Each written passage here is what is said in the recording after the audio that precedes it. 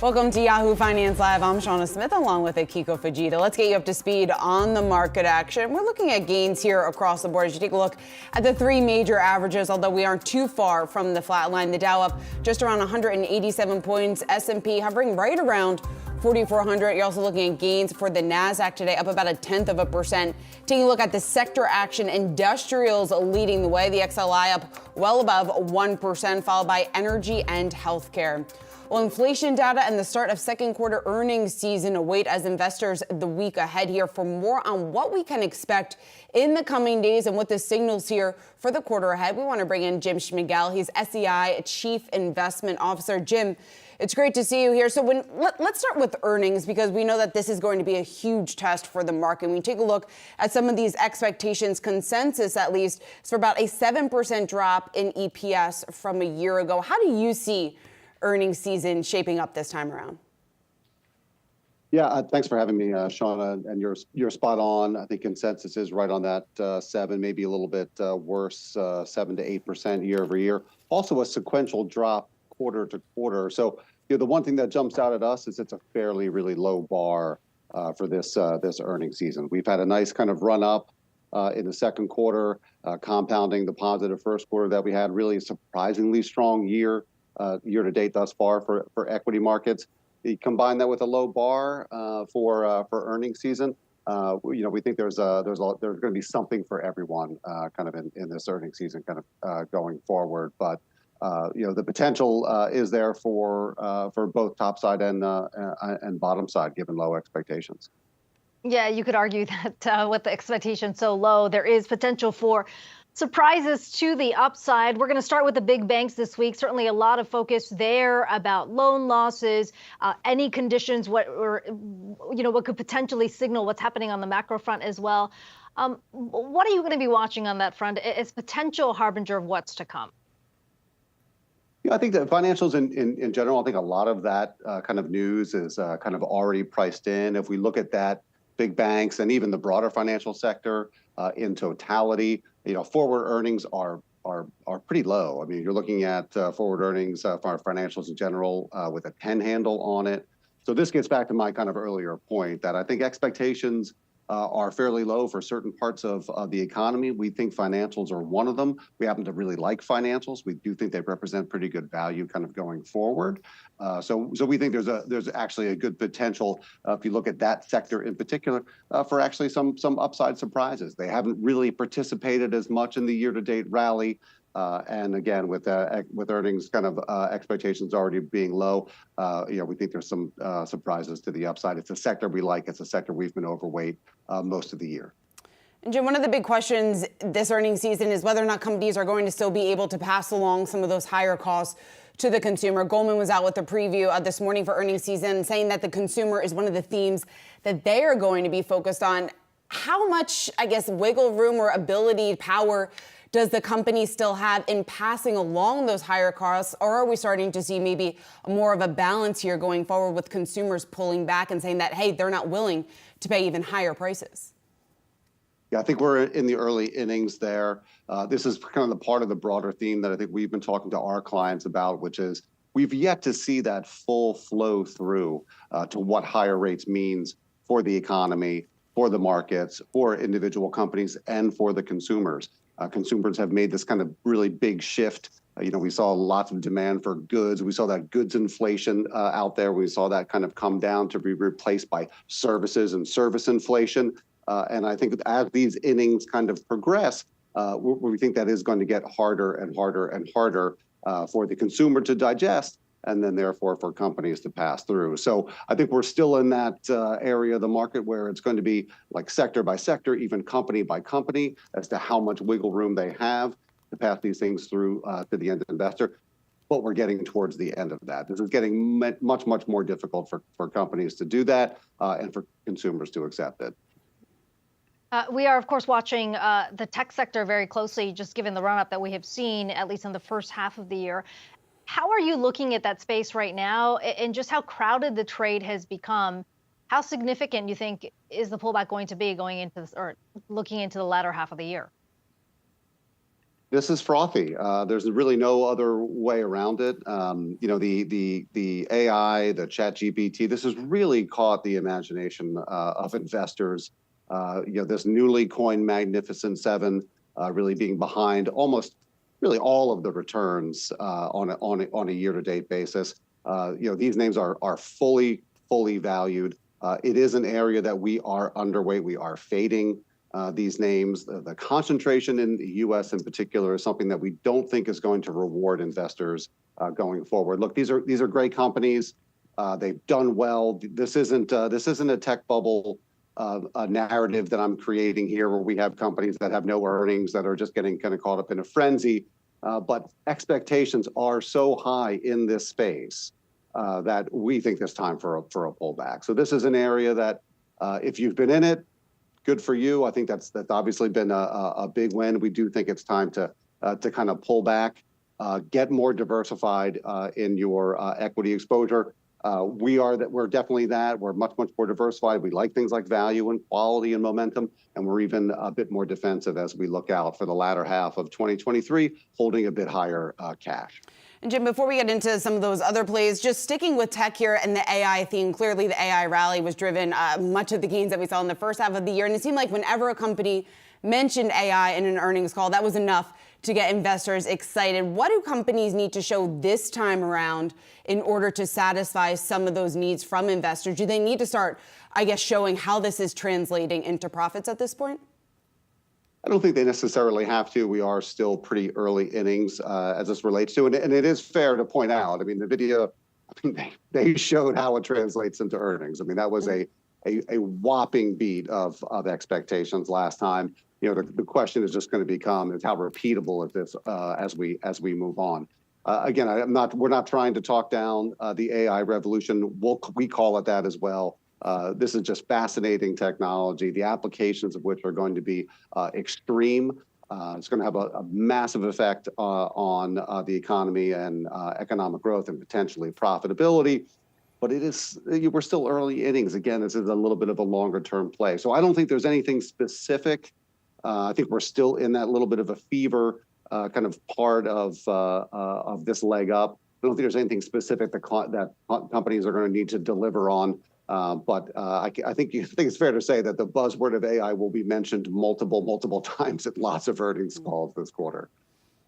Let's talk about investment opportunities you're seeing outside of the U.S. You've highlighted China specifically, talking about the sheer scale of or size of the market. But, that's an argument that's been made before on China. And I wonder, in the face of slowing growth in the market, in the face of growing political risks, how you make that calculation. At what point does the risk in investing there outweigh the opportunity?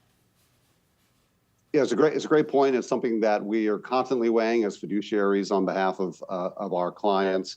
We're looking at China, and no doubt the rebound here has been non-existent. This has been really disappointing news coming out of China. There's some really key differences in how China handled the pandemic as the rest of the world, particularly the developed world. There wasn't really that fiscal stimulus. People weren't getting paid to stay home. But the performance has been, I think, certainly worse than we have expected. I think it's worse than the market has expected, and it may even be worse than China has expected. So we would expect China to begin to look at ways of stimulating their economy. It is, to your point, it is a very big part of the emerging world. But keep in mind, for the typical investor, the emerging world is only about 10% of their equity holdings. So when you look at things from a total portfolio perspective, it isn't going to be that massive of an allocation. So forward earnings in China right now are around 10. Overall emerging equity is around 12. And compare and contrast that with the U.S., which is above 19. We think there's a lot of value in the kind of the secular story of emerging markets in general, and in a shorter term context, specifically around China, as they navigate this kind of less than optimal rebound out of the pandemic. And Jim, for investors who want to add that exposure to their portfolio, what's the best way to do it? Diversified, always going to be the best way to do it. That's what we would recommend. So a broad emerging market, as you both have already noted, China is a really big piece of that. but at a 30 to a little bit more than that piece of emerging markets. So stick to the broad-based emerging indices, making sure that we're getting in Latin America, additional areas of emerging Asia, and even emerging Europe. I will put in a little bit of a commercial for active management. While there are a lot of passive ETFs out there, we do think this is a very, very interesting time for active management, a positive time for active management. We think the fees are probably worth it this time around, given this isn't going to be a cycle where we think the beta is just going to be driving returns. We think there's a lot to be made from that security selection, that bottom up, and that's what we would recommend investors do going forward. All right, Jim Schmigel, SEI Chief Investment Officer. Thanks so much for taking the time. Thank you. Well, Meta's new Threads app picking up in popularity and marking a major milestone, even as Twitter sees a dramatic pullback in usage. Yahoo Finance tech editor Dan Halley is here with that story. And Dan, that dynamic only increasing the tension between Elon Musk and Mark Zuckerberg. Oh yeah, Kiko. It's no love lost between these two. Seemingly, Elon Musk, of course, tweeting out some negative things about Mark Zuckerberg. We'll just put him that way. Not exactly safe for work content, but there's this kind of conversation going on now where Threads is at 100 million users, faster than ChatGPT, which was the previous fastest app to hit that number. This is just a number of days where we're seeing on the Twitter side of things a slowdown in web traffic. We had Cloudflare CEO tweeting out kind of the web traffic map showing the decline in traffic to the site over time. And so Threads picking up, Twitter falling down, Elon Musk not happy, Mark Zuckerberg tweeting for the first time in several years, basically showing a picture of the Spider-Man meme, them pointing to each other, saying, is this a tweet or, who's here? It really is an interesting dynamic going on here. As you said, as far as Threads goes, they're doing everything right. They are part of Instagram, or they're an offshoot of Instagram. They have that young audience that's more engaged. That's something that they're trying to get the influencers, things along those lines, ensuring that they have those folks who are going to be constantly using the service. I think that's the big question going forward is, will they continue to be engaged? Jumping on and having 100 million people out of the gate, that's great. It's a drop in the bucket compared to the more than 3 billion that monthly users that the Facebook family of apps have, or the Meta family of apps has. But still, nothing to sneeze at. But it's whether or not these people will continue to use the platform going forward. And for Twitter, it has all those celebrities, journalists, experts, sports stars, things along those lines. They keep the conversation going. Most people probably don't tweet. They're just kind of following along. Can Threads then do that? And so that's why you saw when it launched, we had Gordon Ramsay on there, Shakira, a whole bunch of other celebrities that had kind of been pre-populated. So, this is going to be a continuing conversation going forward to see whether or not Meta can keep this going, this kind of momentum going, whether we'll keep seeing tweets for Threads, I guess, from Mark Zuckerberg kind of rubbing Elon Musk's nose in it, so to speak. And, whether we'll see Musk respond and change something at Twitter to get people amped up again for it. But for now, it looks like it really is on the side of Meta. And who would have thought at some point Meta would launch a completely new platform that would just blow up like this? Yeah, I mean, it seems like the timing really worked out in their favor, at least so far. Again, early days. So far. Dan Halley, thanks so much for that. Well, we are just getting started here on Yahoo Finance Live. Coming up, big banks set to kick off earnings season this week. We're going to take a closer look at what to expect and what one Fed member had to say about the toughness of capital rules on banks. Plus, American Express says it's anticipating a 15% jump in revenue this year. But is the stock a good buy at its current price, or should you say goodbye? We're going to give you some picks to click on the other side of the break. And celebrities, including Sarah Silverman, are suing the world's largest artificial intelligence firms for copyright infringement. We're going to break that down later in the hour. Stay tuned. Much more to come here on Yahoo Finance.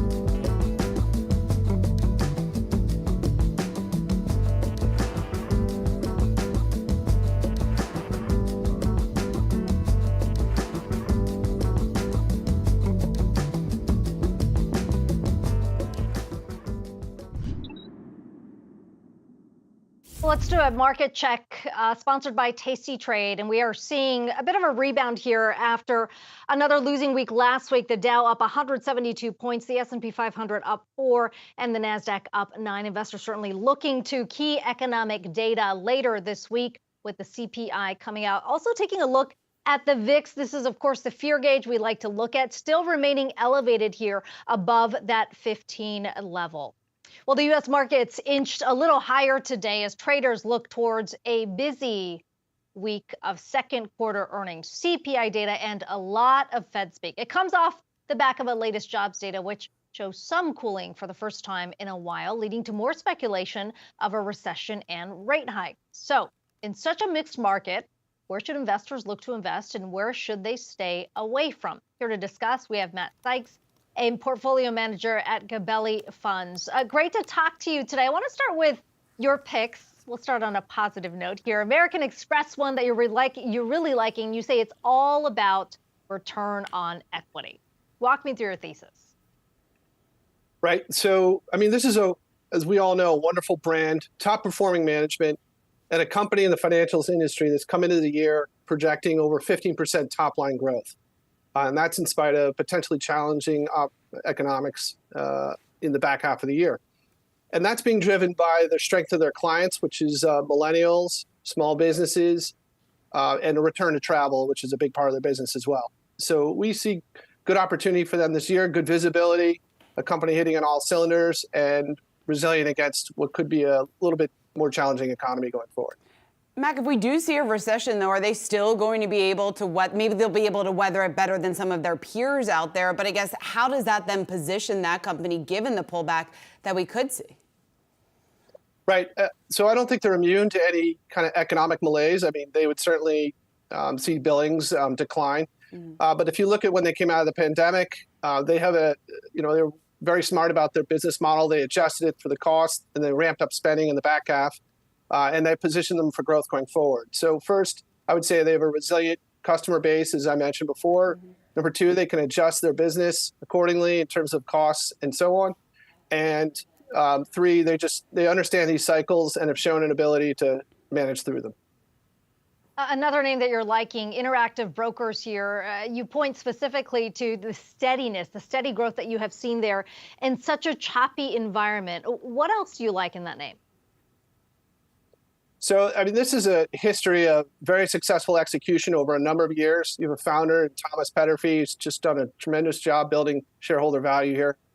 And in my opinion, it's in the secular growth. They have 2 million accounts. It's a global business mode in discount brokerage. So well respected for their capabilities globally. A very significant TAM against that. Growing accounts at 20% plus. They had 2 major wins in terms of the international white labeling space, which will have an acceleration in the metrics, which we saw in the last month. They're well capitalized at $12 billion, so plenty of capital to continue that growth. And then you have margins at 70%. So, retain a lot of capital and just drive a nice business. Mac, let's get to some of the plays that you're saying that people should avoid right now. One of those picks is PacWest, obviously a name that's been caught up in the volatility that we've seen in the regional banks. Why don't you think the worst is behind them yet? Well, I just highlight PacWest, but it's really kind of a bellwether for some of the smaller and regional banks. And I think those will be more challenged in general.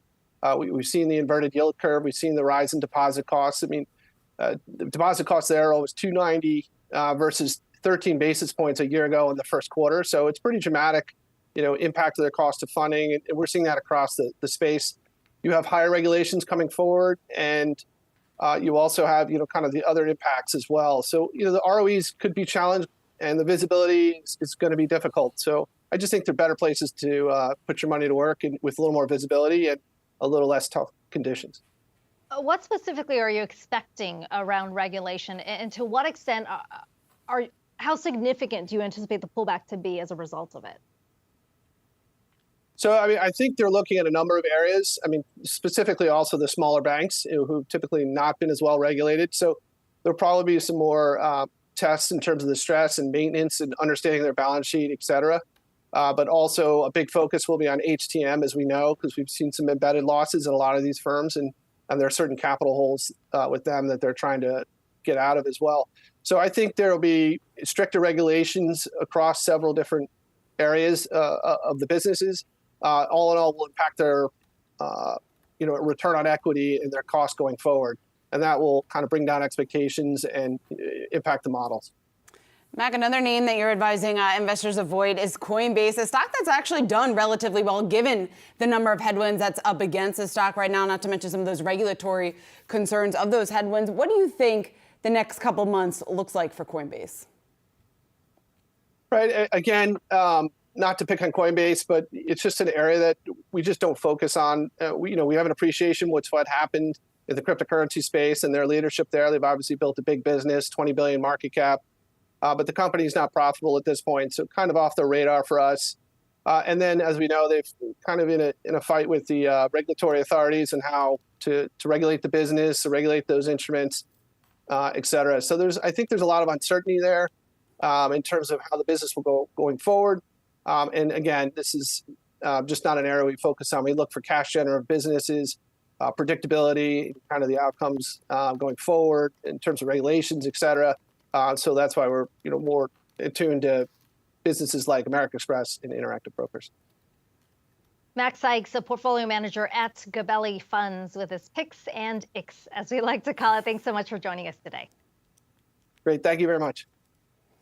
Used car prices are on the decline, falling around 10% from a year ago. That's according to a report from Manheim. Yahoo Finance's Pras Subramanian has the details for us. And Pras, some improvement here, something that consumers, potential car buyers, have been waiting for quite some time. Yeah, a little bit of relief for the used car buyer. Like you said, 10% down from a year ago, 4.2% from June to May. So that's a big sort of decrease there month to month. So we're seeing some relief there. But still got to say, their prices are still elevated from pre-pandemic levels, unfortunately. Like very high still, comparatively speaking, to that prior to March 2020 level. So we also saw a spike in spring due to spring car buying season. So that actually had a little mini spike before this recent drop there. So finally, maybe some normalcy coming to the used car market. I think for a lot of people, they've been waiting for that. New cars seeing more supply. The supply chain stuff is easing. So we're seeing more supply there on the new side, used car side, more lease returnees coming in, just a bit more inventory in general. So I think we're seeing a normalization here. I think it's good for the car market and good for the used car market in general. Pras, let's talk about new cars, because we're starting to get some reviews for BMW's Model XM. That is a hybrid SUV. You've had a chance to test drive it. How does it stack up against some of its competitors? Well, this XM is BMW's latest and greatest. This is the top of the line car now. Believe it or not, it's an SUV. Only the second car ever made by the vaunted M division, the XM here, a hybrid SUV, a battery plug-in here that can get about 30 miles of electric range. So I got to start first with the design. It's not for everyone. I don't know if you saw that front. It's a bit big. It's a bit bulky. It's kind of an imposing vehicle. But behind the wheel, there you see that the front is just, only a car designer's mother could love. I don't know, but it was just very, very bulky design in my opinion. I wanted to like it, so I gave it, hopped in the driver's seat, drove it around, almost 600 horsepower. Like I said, that plug-in hybrid, immediate torque, really great drive here. But again, this is a big, big vehicle. All the BMW's tech wizardry, the active suspension, the immediate boost from that electric motor, it really couldn't hide the fact that this is a bulky car. It wasn't really for me, but I think for people that are big BMW fans, people who want SUVs, this is the latest and greatest for you if you want it. And by the way, it costs $160,000 to start. So not exactly cheap. A lot of other cars there at that level, but there it is from BMW. You don't like the design of it? I thought it looked nice. The front end was too much for you?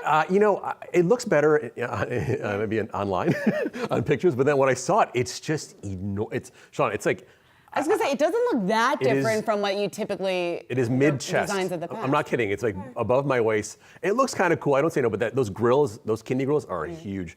It's just a big car. I mean, some people like that, but for me, a sports car, an M car, I couldn't really get behind it. But I understand who would like it, and it is pretty fast and sounds great. All right, well, you're the car expert, the auto expert. I don't know what I'm talking about, so I'm going to listen to you on this one. We just needed you to be standing next to the vehicle. I think you are the actual target consumer, not me. Just as long as someone else pays that $160,000 in order to get it. All right, Pras, thanks so much. All right, well, coming up, Federal Reserve Vice Chair of Supervision, Michael Barr, is looking to strengthen the U.S. banking system. When we return, we'll discuss what kind of impacts that could have on future guidance ahead of big bank earnings. Stick around.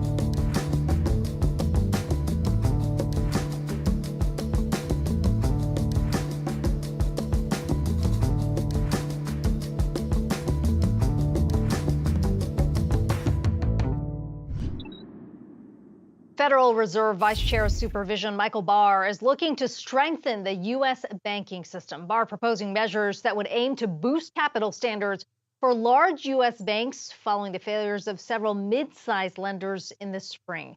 Let's bring in Yahoo Finance's Jennifer Schomburger, who's following the details for us there. Jen. Good afternoon. Fed Vice Chair of Supervision Michael Barr giving a major speech in Washington today, previewing proposals to strengthen capital requirements for banks with $100 billion in assets or more. Those proposals would subject banks with assets of between 100 and 250 billion to more stringent capital requirements that the nation's largest banks are already subject to. Barr saying in that speech today, quote, "Our recent experience shows that even banks of this size can cause stress that spreads to other institutions and threatens financial stability." Notably, banks with $100 billion in assets would be subject to count unrealized securities losses against their regulatory capital, in effect raising their capital requirements. Right now, only banks with $700 billion or more are subject to this. That's a reaction to the events that triggered the collapse of Silicon Valley Bank, and one that Barr thinks could help protect against such a calamity in the future. Now, among other proposals, Barr plans to introduce a long-term debt requirement for banks with $100 million in assets or more. Banks would also be required to model market and trading risk at a trading desk level versus the overall firm, acting to raise capital used to protect against market risks like interest rate risk. Barr estimates the new capital requirements would be equivalent to requiring the largest banks to hold an additional 2 percentage points of capital or an additional $2 of capital for every $100 of risk-weighted assets. He estimated that banks would be able to build this required capital through retained earnings in less than 2 years while still maintaining their dividends. Now, also of note, Barr said that he would not plan to make any fundamental changes to 3 major capital ratios that the largest banks are already subject to, including that surcharge. And for people who follow this closely, the enhanced supplemental leverage ratio. Of course, Barr undertaking a holistic review to capital requirements really since the beginning of this year before the regional banks failed. The final proposal due out later this summer. Back to you. Okay, we'll be continuing to follow that story. Jennifer Schomburger, thanks so much for that. Tougher capital rules for U.S. banks proposed by the Fed's Barr isn't the only thing that investors are closely watching. Earnings season is just around the corner, and the nation's largest banks are gearing up to report their quarterly results. Here with more on what we can expect, we want to bring in Stephen Bigger, Director of Financial Services Research for Argus Research. Stephen, it's good to see you. So certainly a challenging setup here for the banks, a higher interest rate environment. We also have the possibility here of stricter regulations, and the implications of that is something that investors are waiting to see. How does this set us up for this round of earnings season? Yes, well, I think it's going to be, not banks' finest hour in terms of earnings this quarter. Clearly, the higher rate environment that was very helpful in 2022 for net interest margins is having a detrimental effect now. You've got slowing loan growth, just less demand as you have much higher interest rates here, and that's the intended effect of the Federal Reserve. Net interest margins look like they peaked in the fourth quarter of last year. We're likely to see additional pressure sequentially on margins as deposit rates have really increased quite a bit here as banks try to stay competitive with a lot of higher yielding alternatives out there. And then, of course, on the other bit of lending, the business would be loss provisions. And, we're starting to see some increased delinquencies, particularly in the credit card and auto lending market. So I think banks are going to be conservative here, add to loan loss provisions, and all in all, of course, all 3 of those will dampen earnings growth a little bit for the quarter. So you talk about the growth we're likely to see in loan losses, default and credit card payments, but we've heard repeatedly about the potential cliff waiting, especially in commercial real estate. What are you going to be looking for, at least in this quarter, in terms of the potential rising risk on that front for banks? Yeah, definitely. The commercial real estate does, loom as a potential problem area, and we've seen some defaults already kind of pick up there. I think banks did a very good job in the first quarter of laying out the risks there. Typically, for the very large banks, commercial real estate is about 10% of their loan book. Commercial and the office space in particular, which is where a lot of the damage is. And the higher delinquency rates is typically more like 3 to 4%. It's quite a bit higher, about double that at the regional bank level, but still manageable at this point. And of course, the underwriting standards have been better in commercial real estate than they were 5 or 10 or 15 years ago. So that's beneficial for banks. They have generally about a 40 or 60, I should say, 60% loan to value in there, and that gives them a fair amount of leeway should these go south. But clearly, a lot of refinancings are coming due in the commercial real estate space over the next 3 years, and definitely among the highest problem areas that we're watching in terms of delinquencies and credit quality. Stephen, we know a lot of the focus in the past earnings season most recently have been on guidance. We've already seen a number of the banks, specifically the regionals, already lower their guidance. M&T Bank was one of those names that already lowered their forecast. Do you think we'll see further cuts here over the next several weeks? Well, I would say, given that we have earnings coming out at the end of the week, banks have gone into a quiet period. We're probably not going to see anything additional drop here. A lot of those that softer guidance came out during some of the conferences they had at the investment bank. So I think we're sort of set for the quarter here. The quarter has ended, but I think the commentary and the guidance and the earnings calls that we get is probably not going to be barn burner either, right? We're probably going to see more of the same. Banks coming into last quarter.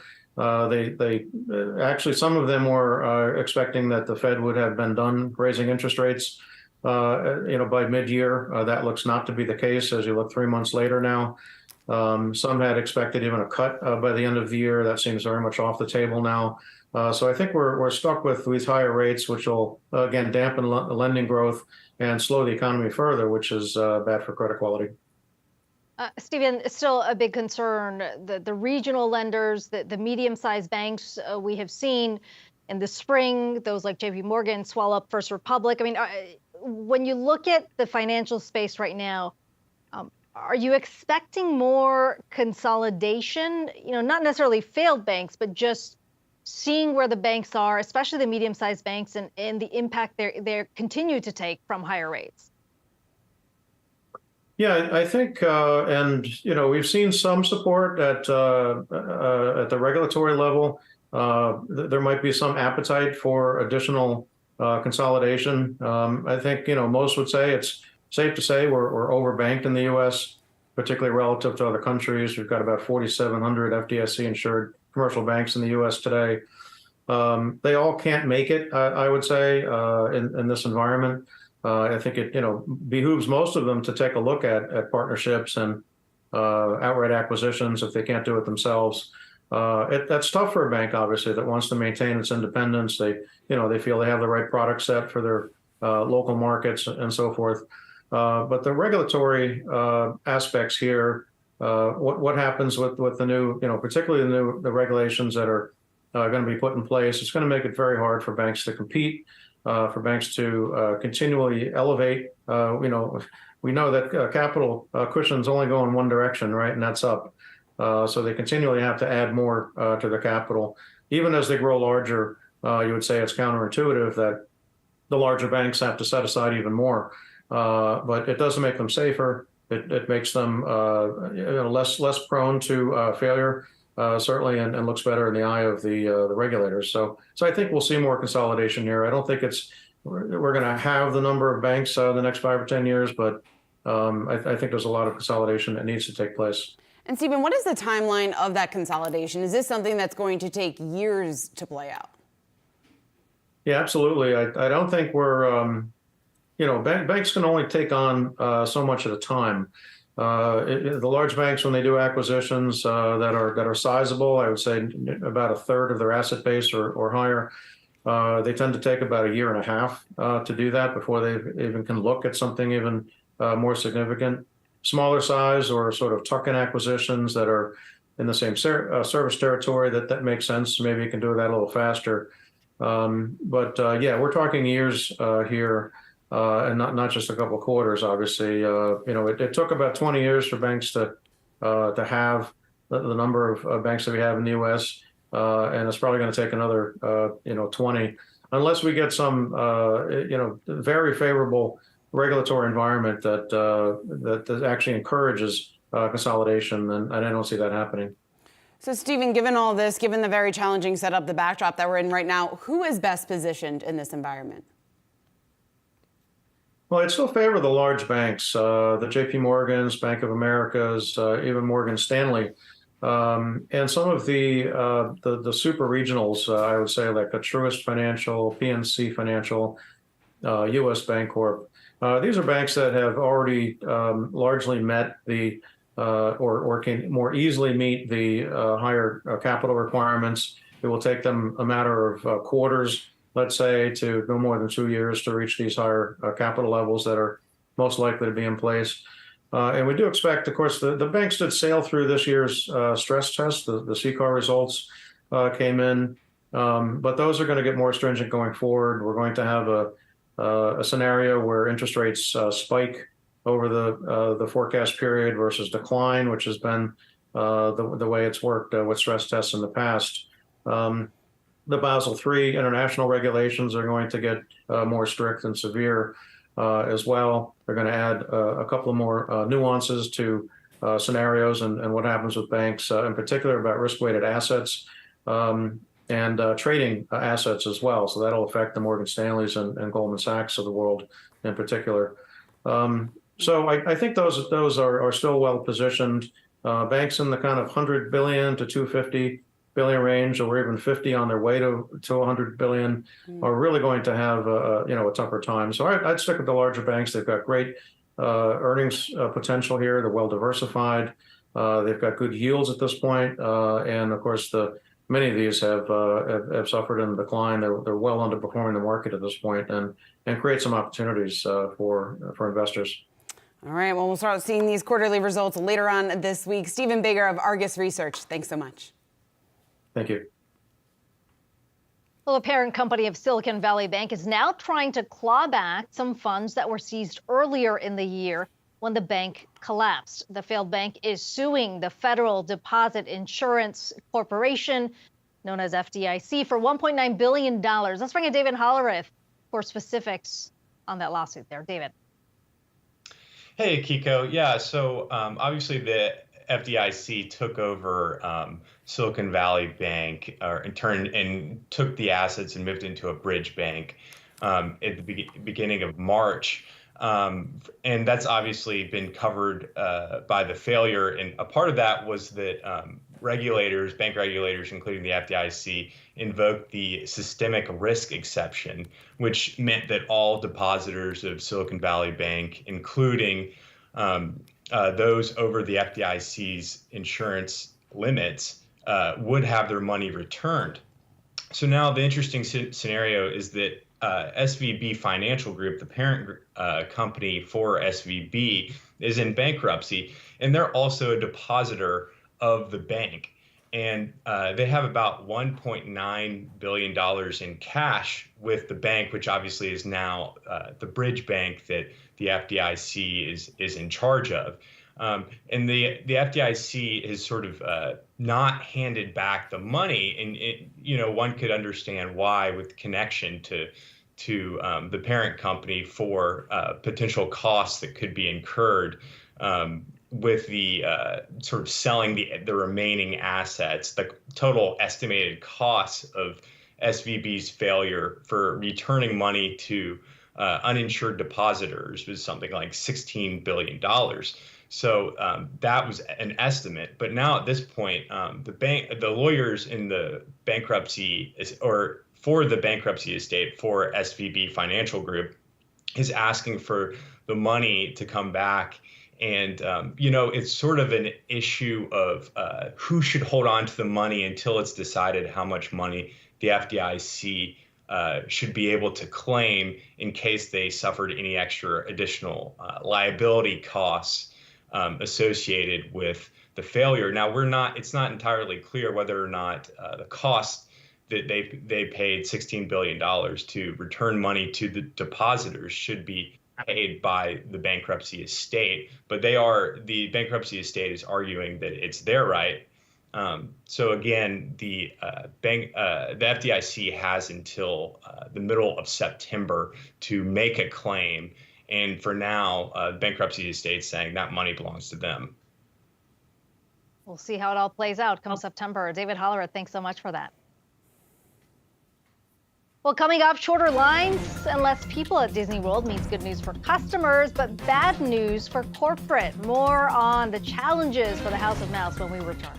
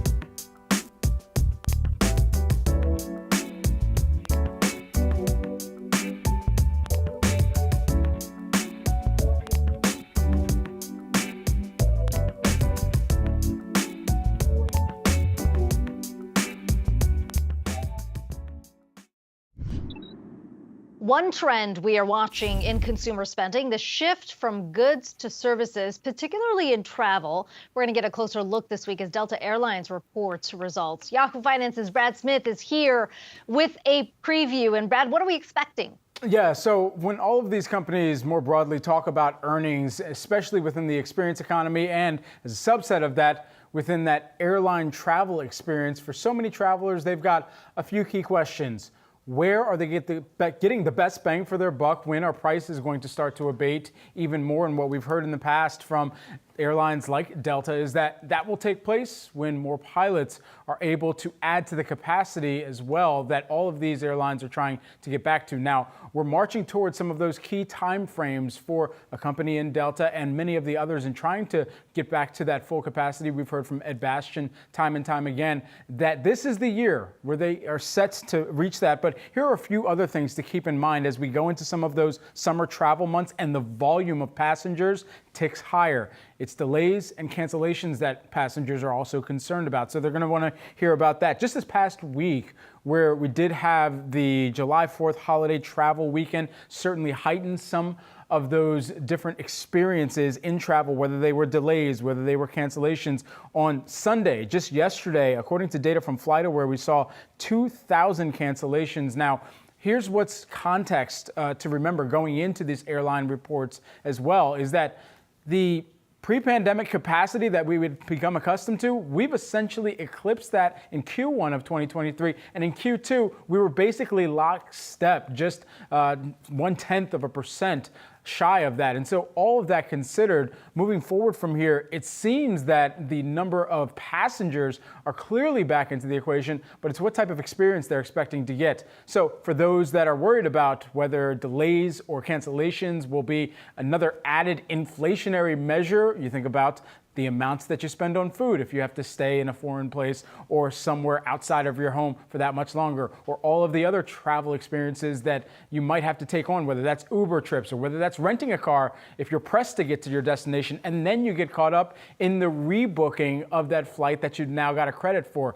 So many of these things need to get now taken into account by passengers, by travelers, especially when volumes certainly lead to some of the pressures for airlines to complete their planned routes here. And if there's anyone who's gone through some of those experiences, they've been hearing about this new new acronym, and I'll briefly end on this. It's called AURA. This is the Automated Reaccommodation Tools. That's something that American Airlines has talked about, and that essentially rebooks passengers when delays or cancellations make it likely that they're not going to make their connection. That right there, an added headache. We're going to ask some of the airline executives about what they're seeing in terms of the customer experience and how that could impact some long-term net promoter score or net revenue at the end of the day, should passengers choose another flight experience. Yeah, certainly. We already are starting to see some pushback here from consumers against the airlines when their flights have been canceled. I experienced it multiple times so far this year. And you're right, you do end up spending a heck of a lot more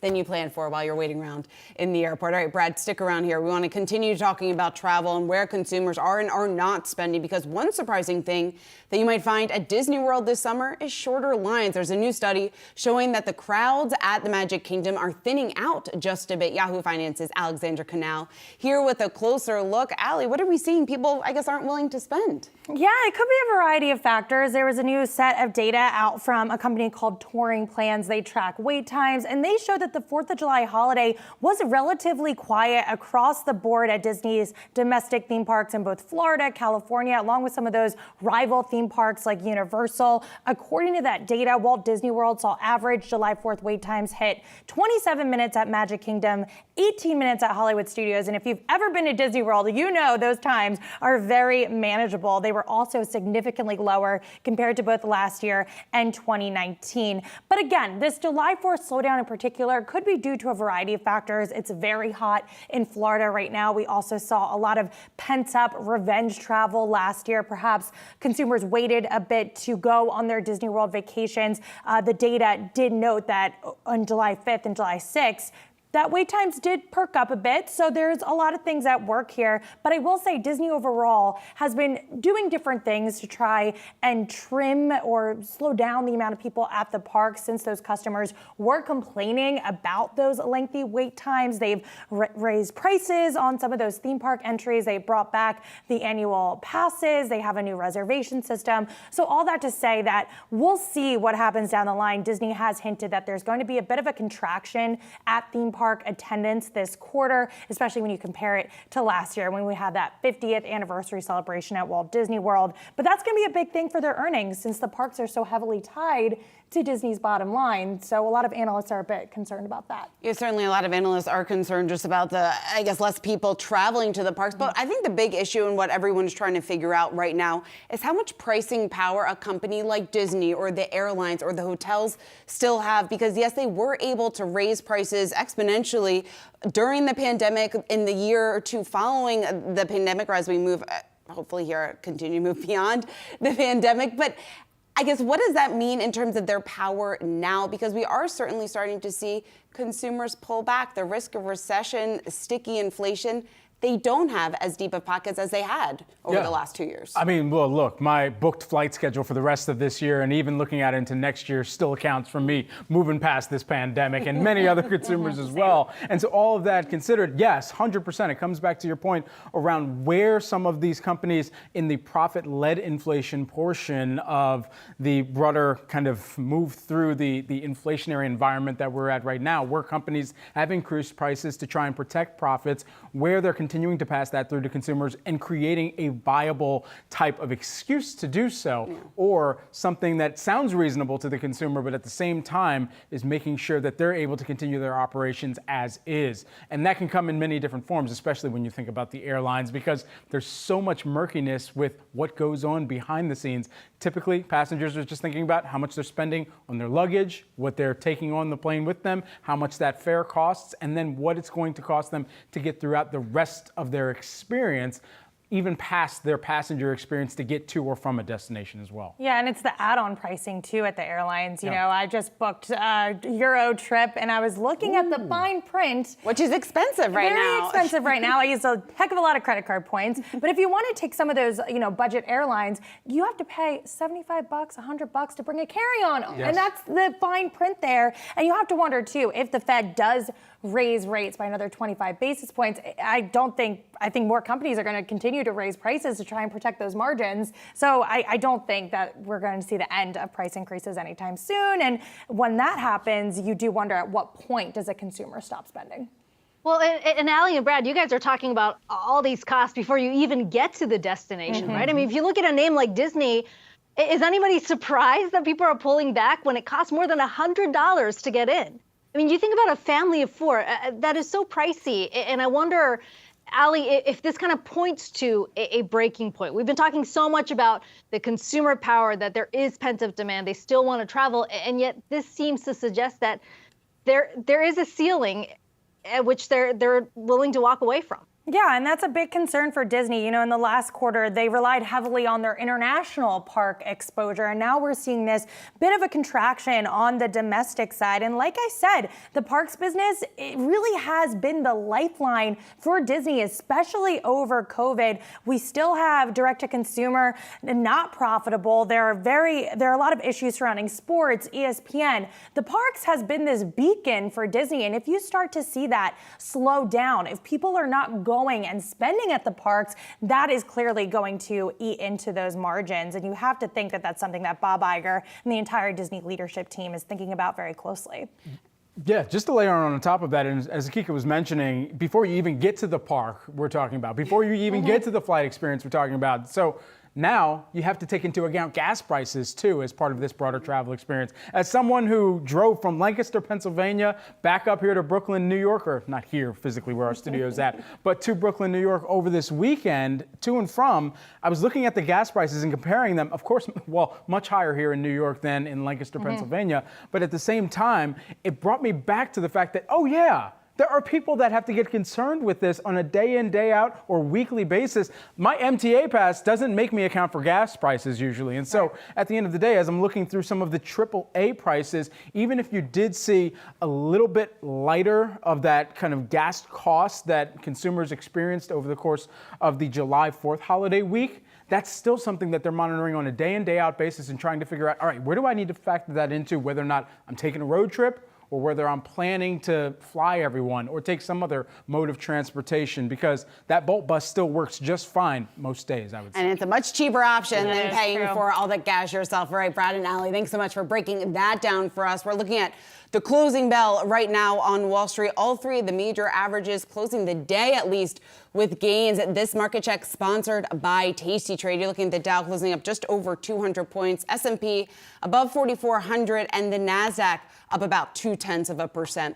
Let's take a look at some of those individual movers. First up, Novavax surging after the biotech company saying that it will receive $350 million from Canada to settle a forfeited vaccine doses that were previously scheduled to be delivered here. But Kiko, we might be seeing a brief bounce here in the stock today because we know Novavax has raised some red flags just about the viability of their business, their ability to continue making revenue beyond the COVID-19 pandemic, given the fact that demand for vaccines is down. And this is the only product that they have brought here to consumers. Yeah, the only product in 35 years Yep. or one not there. I mean, so, a 30% bounce there, but, worth noting that Canada can essentially terminate this contract with Novavax if they don't necessarily get regulatory approval for some of the production there. So there's still some question marks around it, but hey, that 30% jump, at least for one day, certainly welcome news for investors of Novavax. Fox stock hit with a downgrade from Wells Fargo over ecosystem risks surrounding Fox News. Shares there are down more than 1% here. There's a number of factors here at play, Shauna. There's the cord cutting, number one, which is something that we have seen a lot of cable outlets have to deal with. There is also the face of the network really shifting with Tucker Carlson leaving, or at least getting the boot. And so,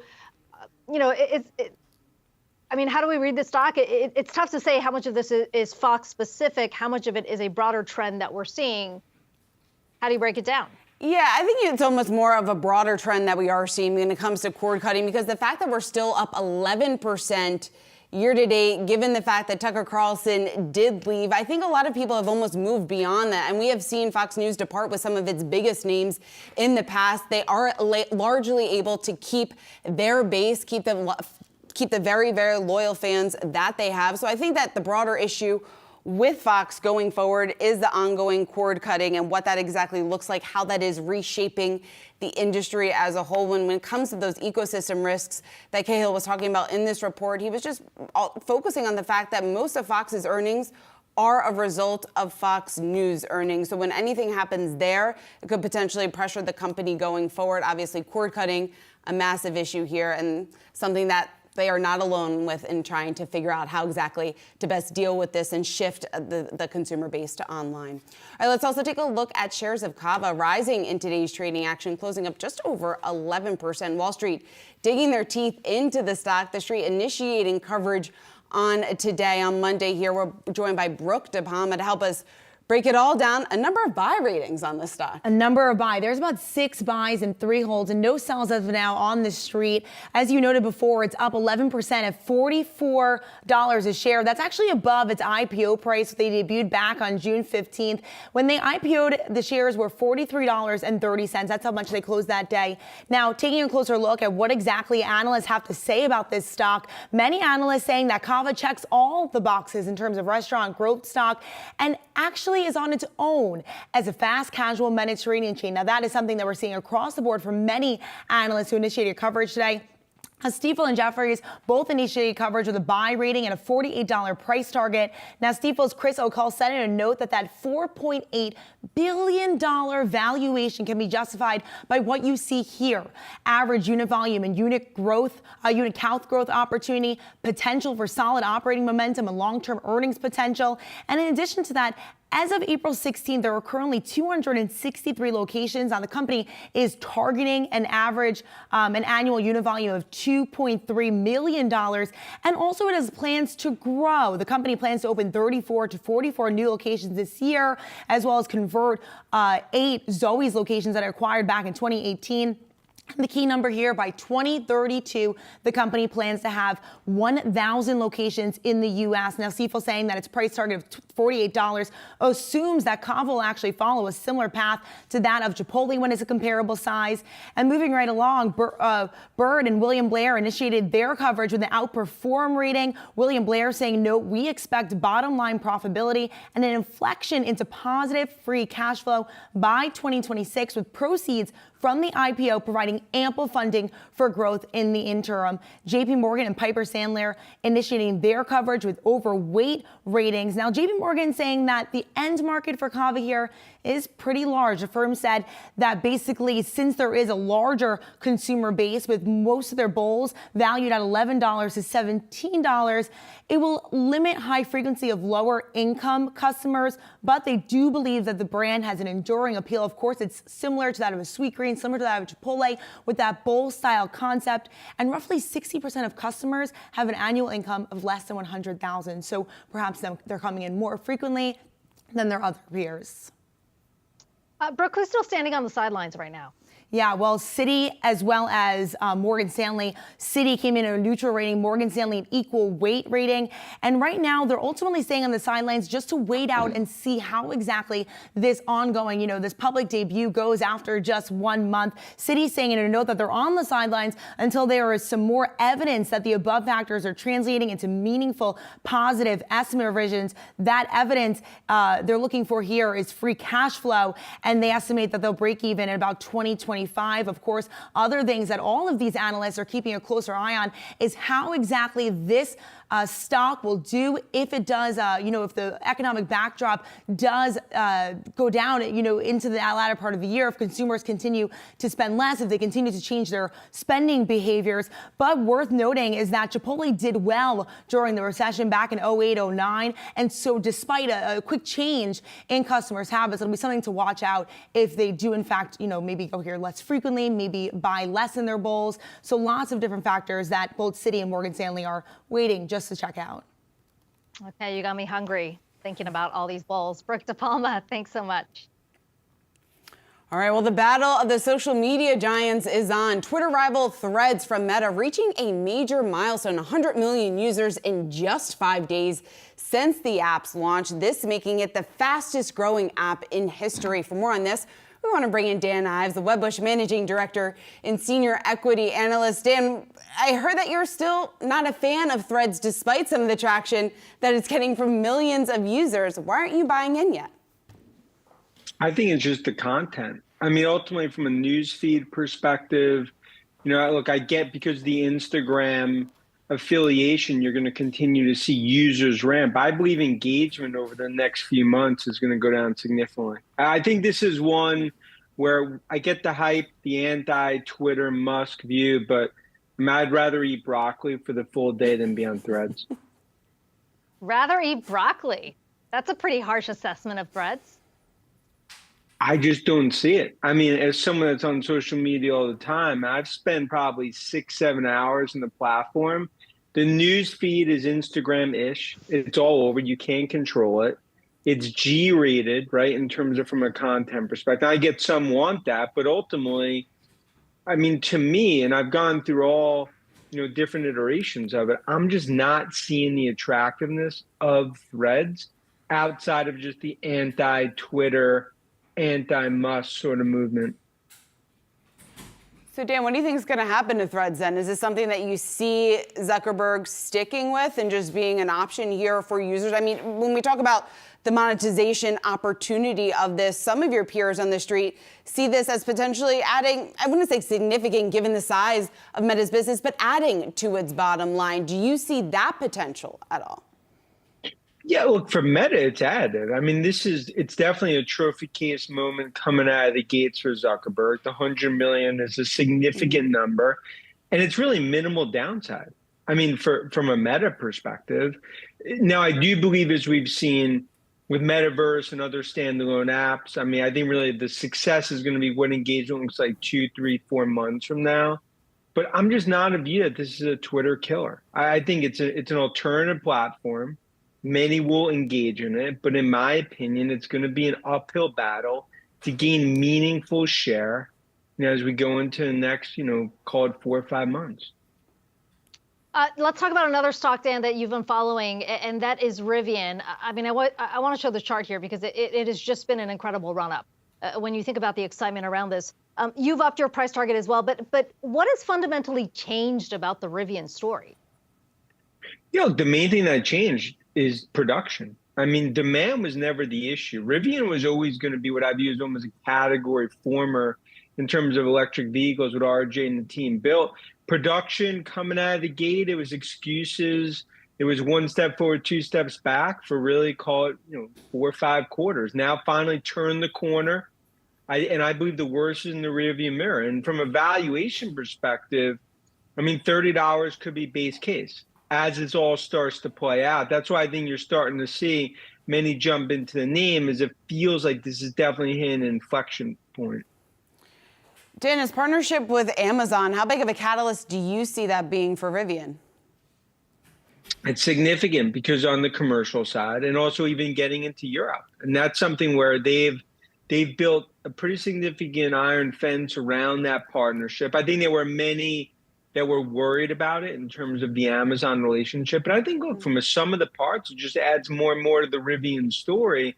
And I do think this was one, it was thrown on the side of the road, hitchhiking. No investors were focused on Rivian. And now all of a sudden you're starting to see it get back on track. And that's why I think you've seen still a lot of bears go into hibernation on the name. Rivian specifically on the passenger cars, you could argue they haven't faced as much competition. But you've got potentially the Cybertruck here. We're expecting a delivery event at the end of Q3. How big of a threat does Tesla pose to Rivian's momentum? Yeah, I mean, look, I don't really view that as a threat from a competition perspective. I believe this is going to be a rising tide that lifts a lot of boats, not just in terms of Rivian. I think what you see with Ford in terms of the Lightning, what you'll see with Cybertruck coming out probably around Halloween. I mean, this is really the start of a generational shift on electric vehicles around pickup, sports utility. And I think it's a green tidal wave. This is a $5 trillion transformation across electric vehicles. No doubt, right now it's Tesla's world. Everyone else is paying rent. But there's going to be others that benefit here. And that's why I think Rivian's part of that mix. That's not just going to be a survivor, but I think going to be one that's going to be around for years to come. We've been talking a lot about EV adoption and what that price tag should be, or what's that sweet spot that allows for widespread adoption. You look at something like the Model 3, obviously the price has come down significantly because of the incentives there. But if we're talking specifically trucks, it's still a pretty high price point. What do you think is the sweet spot? I think something in that 50K range, 50, 55 is sort of the sweet spot. And then no doubt, I mean, it's above that sweet spot. Now, if you look at it even a year ago, it was more than that. But I think you got to ultimately see those price points come down. I think that is going to happen. I think production's key, battery technology. It's no different than what we've seen with Tesla. At prices come down, because I think for mass adoption on passenger cars, you really need to see it in the 30s and 40s. And when you look at trucks, I'd say 50s sort of into the high 40s is sort of the sweet spot as we go into the next few years to see massive adoption. Okay, well, I'll continue to watch that story. Well wishes, Dan Ives. It's always good to have you on the show. Coming up, OpenAI is at the front of the generative AI craze and now faces a growing list of lawsuits, the latest coming from comedian and author Sarah Silverman. More details on that when Yahoo Finance returns.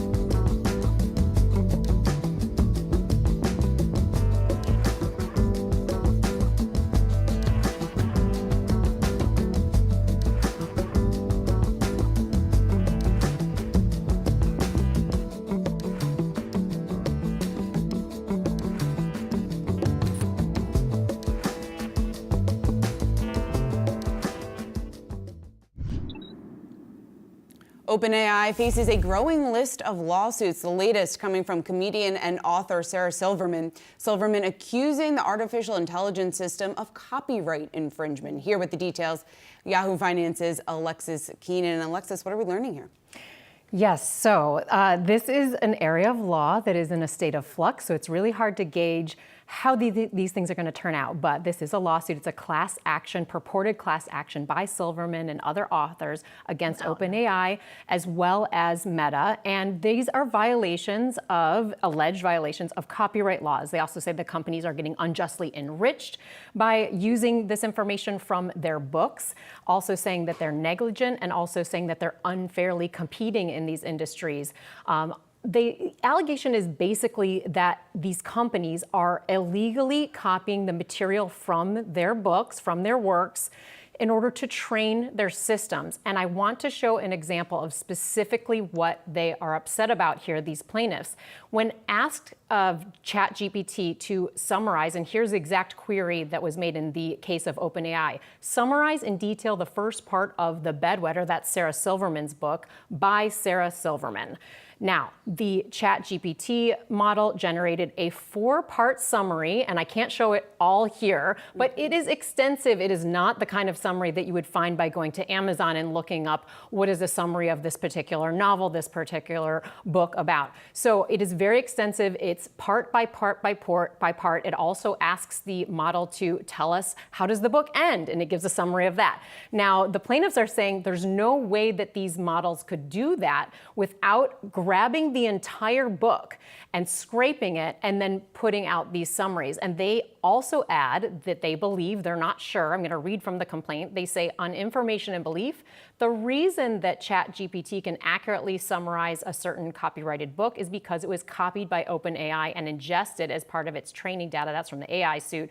They believe, these plaintiffs, that these companies used shadow libraries, they're called, and these are illegal copies of books and other content on the internet. So they're trying to get their hands on that data, and they're probably going to be looking to discovery to be able to do that. But certainly, this suit is not the first one alleging a copyright violations. There are others that have come before it, but they're starting to become more and more high profile. Other cases have also alleged different types of legal theories.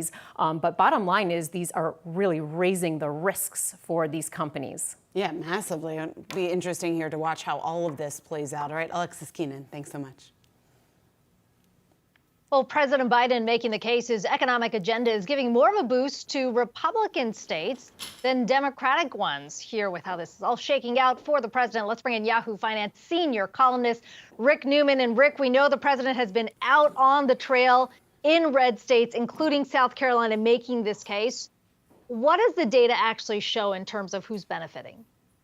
There is some good data on this from the Brookings Institution. And just to be clear, we're talking about private investment that is probably capitalizing on a lot of the tax breaks and other incentives that have been in some of this very significant legislation Biden has signed during the last couple of years. So Brookings finds that new factory announcements relating to things like semiconductors, green energy, electric vehicles, and so on are split about 50-50 between Republican and Democratic counties based on how they voted in 2020. But those Republican counties tend to be a lot more rural, and they only account for about 28% of GDP. So 28% of GDP, yet 50% of these new investment announcements, which means they are disproportionately benefiting from legislation that Biden signed that had very little support from Republicans or literally no support from Republicans, which is, obviously very surprising. So Biden acknowledges this when he goes around and gives speeches at groundbreakings and things like that. He did it in a Republican district in South Carolina last week. At that event, he actually said he's planning to go to another groundbreaking in Marjorie Taylor Greene's district.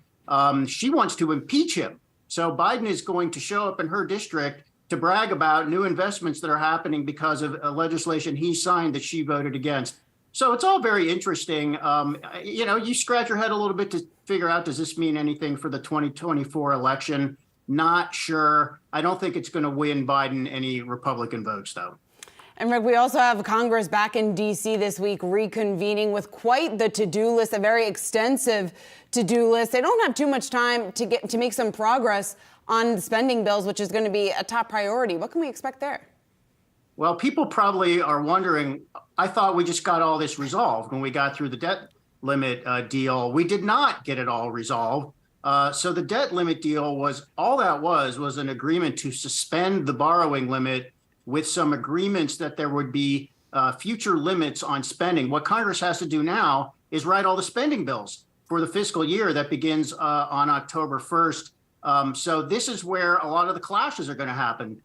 There are major disagreements between Republicans who control the House and Democrats who control the Senate about what spending levels should be mainly for discretionary spending, which means roads and bridges, arts, foreign aid. It does not include defense, and it does not include Medicare and Social Security. But it looks as if there are going to be major fights because Congress is split between the two parties and they don't agree on a lot of this. The upshot is we could end up with the government shutting down for some period of time starting October 1st. We've seen that before. That is not nearly as dire as if we would actually see a default on some Treasury debt. So I don't think markets are going to go too crazy over this, but it is going to be an irritant for sure as Americans are looking at Washington, D.C. and saying, I thought we just got done with this fight. Why are they fighting all over again? Well, they are. And something that we've come to expect from D.C. these days. All right, Rick Newman, great stuff. Thanks. Bye, guys. Let's do a quick check of the markets sponsored by Tasty Trade. Again, all three of the major averages closing the day in the green. The Dow up 209 points, snapping a three-day losing streak. The S&P and Nasdaq also in the green.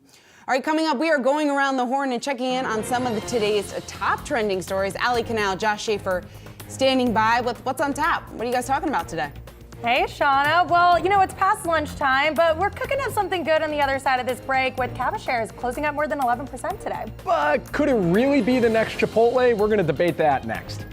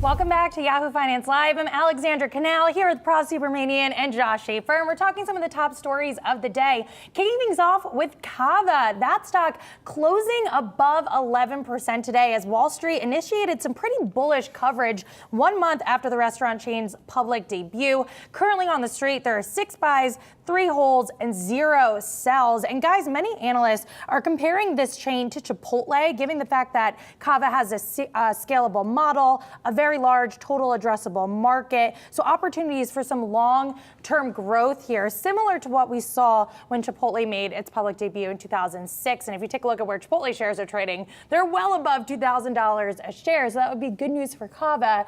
However, I know, Praz, you were saying that Kava is a little too expensive to be compared to Chipotle. I find it to be not necessarily the most apt comparison because for me, I find the total check like 30% cheaper Kava versus Chipotle. Oh, yeah. And I like Kava a lot, actually. I like it a lot. I just find that the two consumers are very different from a price conscious point of view. I mean, well, actually, dude, lemon chicken bowl is not $12.55. No way. But anyway, all that aside. But the spicy lamb pita is $14.95 and steak burrito is $11.75. So that's $3 more. All that aside, you're talking about the growth story. You know, right now Kava's at 250 locations. Chipotle's at 7,000. So long way to go here. But I totally see the TAM is big. You got a lot of people returning to work. Could be a potential growth story here. And it's going to be interesting to see just how people sort of get convinced into this story, I feel like. Like there was a time when Chipotle wasn't office lunch, right?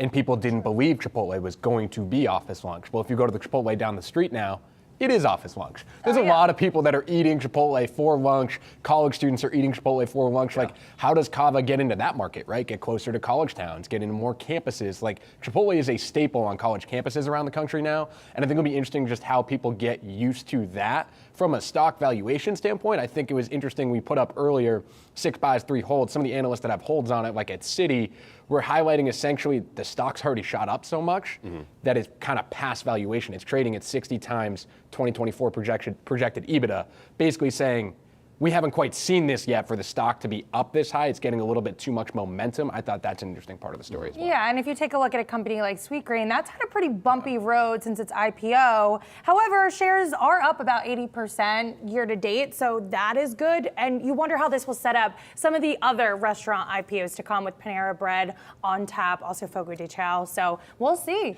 It just feels like such a better time right now, too, right? Yes. Than when Sweetgreen IPO'd. Sweetgreen IPO'd kind of post-pandemic. We thought people were going to come back to the office. People never came back as quickly as we thought, versus now it seems like that's a little bit more steady. And so you kind of know what your market is. Same thing with Panera. So it'll be interesting to see how it plays out, I think, in that perspective. Sorry, go ahead. Oh, no, I was just going to say, out of all three, Sweetgreen, Chipotle, Kava, I'm going Sweetgreen. Kava hurts my stomach. Sweetgreen for lunch. Sweetgreen for lunch, but like Chipotle is better. Yes, but also Chipotle Sweetgreen, chips I want to be are way healthy, too but like salty. Chipotle is better. Chipotle chips are too Just want to add real quick, Sweetgreen visits last week, we saw a note, up almost 50% year over year. I mean, They've been doing a lot. They have I the was shocked to loyalty hear that. program now. Yeah, that's it too. All right, I want to turn to another story I'm watching, though. I'm taking a look at the New York Times today. They cut their sports section, and they're going to be replacing it with The Athletic. That's a service, sports service that they bought actually over a year ago for about $550 million. So they bought The Athletic a year ago, now turning to that as their full-service sports engine and cutting their sports desk. I think 2 broad takeaways here, guys. One, overall, just sad to see a sports section go from a major publication, major newspaper, as someone that loves sports journalism. I think that's just a sad thing to see industry-wide, a lot of cuts going on in sports journalism. And I think when you think about where sports journalism is headed and how media companies are sort of trying to leverage it, it's an interesting story with what the New York Times has done with The Athletic. So The Athletic, they can get a broader national scale. They built out the live news desk a lot so they can do bloggier, quick strike kind of things. And it seems like that's where a lot of these media companies have been headed, Allie, rather than doing a long feature like we all used to sit down and read Sports Illustrated, 5,000 word, great feature. That's just not really where the industry is headed. And it seems like we're seeing a lot of cuts to just be able to do more blog kind of stuff, more buzzy stories. More because digital, yes. People aren't looking for the score anymore in the newspaper. And I think companies are trying to figure out how to adjust to that. And the New York Times is making that move here with The Athletic. And it seems like other companies have been doing that as well with cuts across media in sports. Oh, across the board. And I think traditional legacy media is at this weird inflection point. We just saw ESPN lay off a pretty sizable portion of their on-air talent pool. That was even outside the 7,000 cuts that Disney is making. And ESPN, they're going to be reporting as a standalone unit in Disney's upcoming earnings report. And one of the reasons why they chose to trim some of those personalities was because they're looking to slash costs. So it's all about cost cutting. You wonder where the consumer is going. Obviously, they're cutting the cord. That makes it really hard for some of these legacy broadcasters to justify paying as much money as they are paying for those sports rights. And then you have those tech giants like Amazon, Apple starting to stream sports. A lot of the analysts out there think Netflix is definitely going to be one of those streamers to stream sports as well. So you have this shifting of consumer viewing habits on top of these cost-cutting initiatives. 2 points I want to make about the New York Times. So sad to see this happen. I mean, they covered a lot of big stories. The baseball steroids back in the day, the concussion controversy in the NFL. That was 2 big stories in the New York Times, among others that they were covering a lot. But the second point I want to make is that why couldn't we were talking about this before, why couldn't the New York Times preserve like that Metro sports page for these huge New York sports franchises, like some of the LA Times, Chicago Tribune, Miami Herald? Post still does a great job of local coverage, even though they're a national paper now. Yeah, we're talking about why couldn't they preserve that super popular, huge New York City sports scene? And secondly, The Athletic, I can't see those stories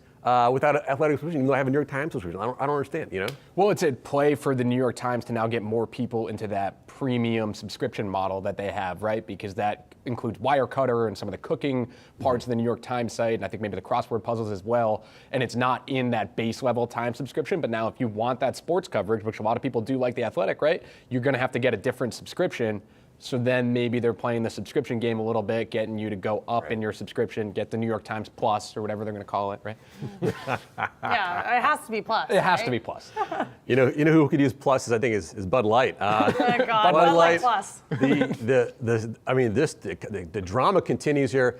Found out in June that sales dropped 28% in June. That follows another big drop in May. Now, Modelo Especial now dethroned Bud back in May. Again, they're the top-selling beer brand. I'm sorry, Bud Light dethroned Bud Light in June as well as May. So, I mean, I don't know when this bloodletting stops here. I'm honestly quite surprised at how long this controversy is lasting. We saw things like Kaepernick with Nike, short-term blip there, a lot of rage, but that just didn't last. This is seemingly continuing on and on and on. Well, you bring up an interesting point there, Kaepernick and Nike, right? Because I think people would argue Nike is more different than Adidas and more different than Under Armour than maybe Bud Light is than Miller Lite or Bud Light is than Coors Light. I think some people are realizing if you were to blindfold yourself and try those 3 light beers or 4 light beers, they kind of taste the same. It tastes like water. And so to win market share back though, right? To if someone stopped drinking Bud Light for whatever reason over the last couple of months,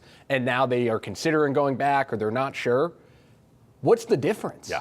I think that's where Anheuser-Busch might struggle here, is just getting people back to drinking Bud Light when realistically the product is just not that much different than the other light beers. Right, and it was interesting too because YouGov had a new survey out and showed that Guinness, Corona, and Heineken were the 3 most liked beers of 2023, while Bud Light lost its footing, slipping from that top 10 spot. And Guinness, Corona, Heineken, very distinct tastes. To your point, Bud Light. Heineken has a very distinct bad taste in that green bottle, I agree. My friend's obsessed with Heineken. Yeah. She loves it. I went to Amsterdam, got her a bottle. Oh, yeah? So that's interesting. With Bud Light, though, I forget which analyst said it was like those customers are lost forever. So they can either go try something that tastes the same, but they're just so upset about what happened. About 15 to 20%, I think some of them estimated, right? That market share dip might never come back. Yeah. I think they think it will come off the 30%, that they feel that is trough. Maybe we get a little bit higher than that. But overall, 15% might just be gone. But some analysts have argued when you think about the stock, again, overall, oversold, right? Mm-hmm. Because essentially saying, maybe it shouldn't have been sold down this much because Bud Light isn't actually that much of a problem. You see that big dip there in May and June, but then it started to tick back up. Yeah. Because Bud Light, this is an international brand, Anheuser-Busch. And AB InBev. So I think it's kind of beyond Bud Light to some extent. I'm so excited for this earnings report in about 3 weeks. I think we're going to get a lot more color and hopefully a lot more information about the fallout from this. It'll be exciting to see what we hear on that, but that's going to be it for us on the roundtable today, guys. Coming up next, we're going to talk Amazon Prime Day, find out what deals we're looking at and what it might mean for that big stock, Amazon.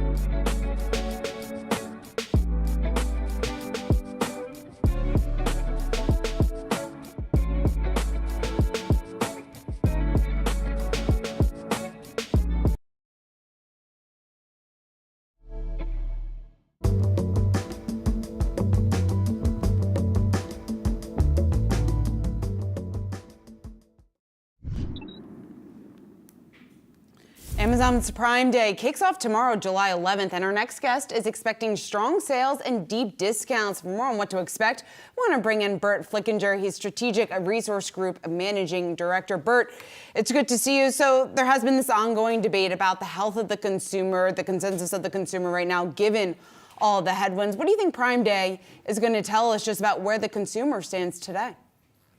Prime Day is going to tell us that the consumer is looking for the best bargains in history because 64% of Americans are living paycheck to paycheck. Food stamps or SNAP benefits have just been cut significantly post-COVID, and travel is getting more expensive and more difficult as AAA's reported record travel delays during the 4th of July holiday week in the U.S. and Canada. So people want affordable luxuries, and they'll be able to afford more of them with Amazon Prime Day this week, as you said, tomorrow and the following day. Yeah, interesting that you mentioned that the weakness and some of the headwinds that consumers face are actually going to lead to a big bump for Amazon. The other thing that you've said you're watching very closely is this UPS strike. I'm curious to hear what you think about that and how that's going to give a bump because, is that necessarily what consumers are watching right now? Consumers are watching it because you and other worldwide networks are reporting it so well. UPS represents about 37% of Amazon's shipments, but it also represents shipments to hundreds of different retailers in LTL or less than truckload. And the Teamsters have not struck Amazon since 1997. Struck UPS, delivering for Amazon since 1997. But the Teamsters have a dynamic new leader, Sean O'Brien, who does not do contract extensions and will not settle. What the Hoffa family settled for was 2 to 3% annual wage increases. So we expect a work stoppage. Consumers expect the same thing. So consumers will buy in advance to get back to school essentials, shoes, clothes, books and supplies to make sure there's something when the kids go back to school next month in August. So, Bert, you're saying consumers are closely paying attention to this, and maybe you slightly answered it there, but more specifically, I guess, what are retailers doing? Are they ordering ahead? What changes are they making to their supply chains in anticipation or to better position themselves if we do see a strike? Retailers are ordering ahead, and they're caught between the proverbial Scylla and Charybdis because they're just coming off of what you and Akiko reported so well in terms of the supply chain shortages for over 1,000 days. They're just finding their footing from that, and now they have to advance shipments because of the potential UPS Teamsters strike. Full disclosure, I was a member of the Teamsters as a second job, working my way through high school and college and road delivery, and when they're off the road, the national economy really gets crushed. Bert, so let's talk about what exactly the deals are going to look like, because as you point out, the last Prime Day in the fall was a bit of a disappointment when you compare it to how things were in July. So how significant do you anticipate the discounts to be, and where will they be focused on? Kiko, great insights as usual, and the discounts will be primarily consumer electronics, consumer audio, and especially tech. And as you referenced, Amazon did about $12 billion in Prime Day last July, but in Prime Days in October did about $8 billion. Meanwhile, Alibaba worldwide did about $40 billion in one day, November 11th in 2022. So Amazon's got to, 1, close the gap versus Alibaba, 2, close the deficit from last October that you referenced, and 3rd, close the gap that Whole Foods has been disappointing since the acquisition in 2017, and they have to offset those sideways sales in land-based retail with more Amazon e-tail, and to coincide with the tremendous impressive Amazon growth of AWS or Amazon Web Services, to your good points. Bert, what about the resumption of student loan payments? We know investors are keeping a close eye on that, just on what this means for other retailers, but what it means for Prime Day. Is that something that you expect to affect this year's event, or something that you see more affecting 2024 Prime Day? Sienna, expect it to affect Prime Day this year. And one thing I missed is Amazon's really going to focus on both wearables and electronics, as well as consumables. It's the path to growth, because consumers are paying the highest prices in history, especially the highest prices in food. So Amazon online is going to really accelerate and challenge Kroger, Albertsons, Walmart, Costco, Target, who all have the majority of their sales in consumable food and beverage and other consumable categories. Amazon's really going to step up this year so one can stock his or her entire apartment or home with edibles, wearables, and everything for electronics and technology too. All right, well, we will see what those sales numbers looks like. Bert Flickinger, thanks. Thank you, Sienna. Thank you, Akiko. Well, shares of Levi's closing the day in the green. This comes after a difficult session on Friday when the retailer posted a 22% decline in its U.S. sales year over year. It also slashed its profit outlook. Levi's CFO Harmeet Singh joined Yahoo Finance following that report to discuss the setbacks. Take a listen. You know, we came into the year expecting this year to be a tale of two halves, with the first half a lot weaker than the second half, essentially because we were lapping strong growth from a year ago. We were implementing an ERP, and commodities, cotton in the first half was pretty high. And a tale of two worlds, with the Western world slightly softer, the Eastern world and Latin America, fairly strong, and a tale of two channels. Our direct-to-consumer business, which is our stores and e-commerce, and the best expression of the brand, strong, with the wholesale business largely weaker.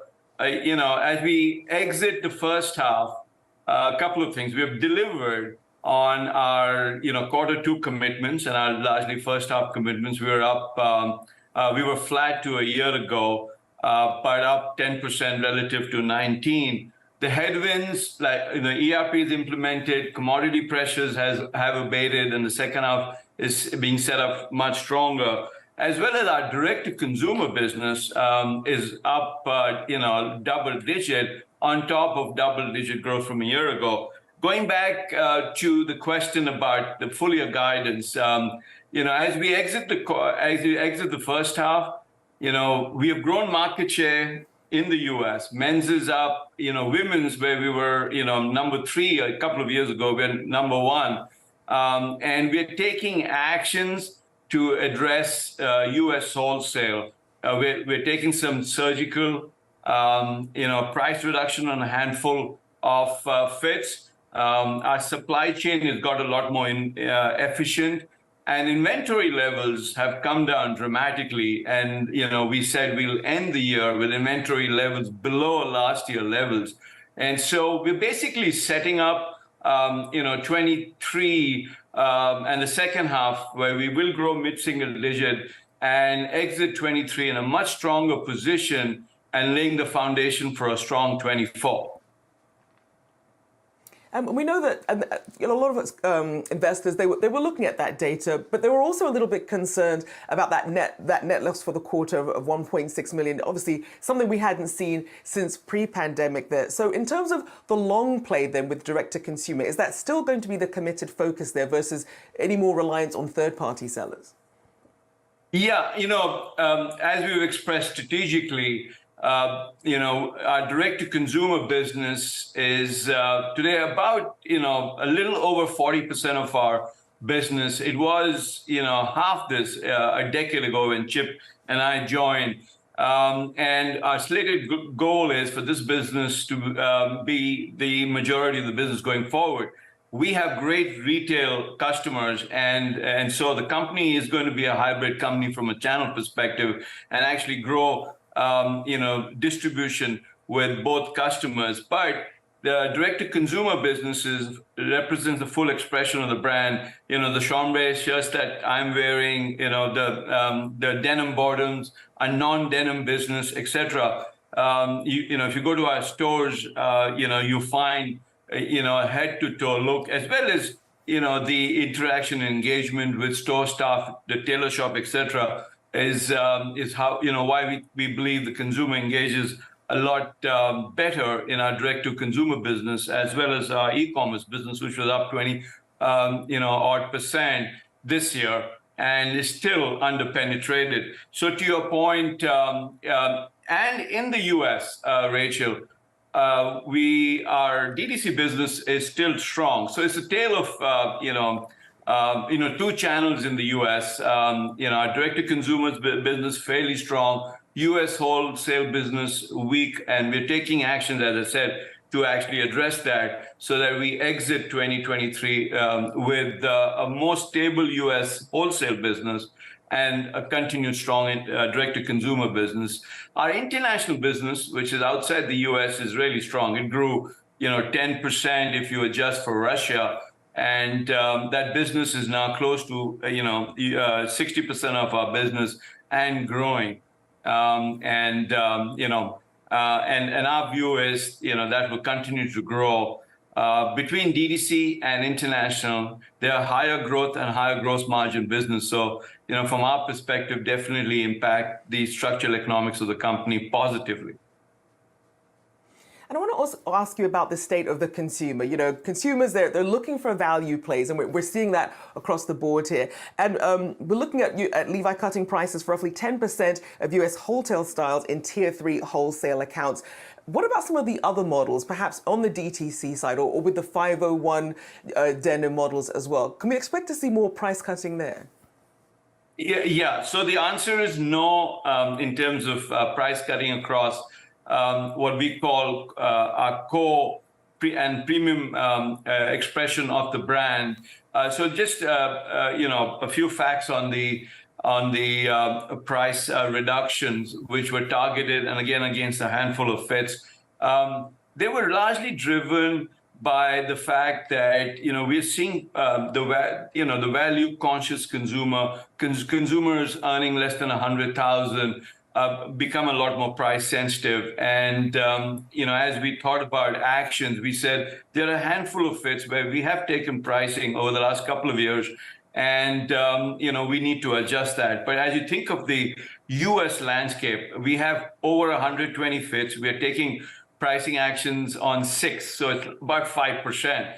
Wholesale is over 60 odd fits, and we're taking actions on 6, with basically not touching the majority of a line.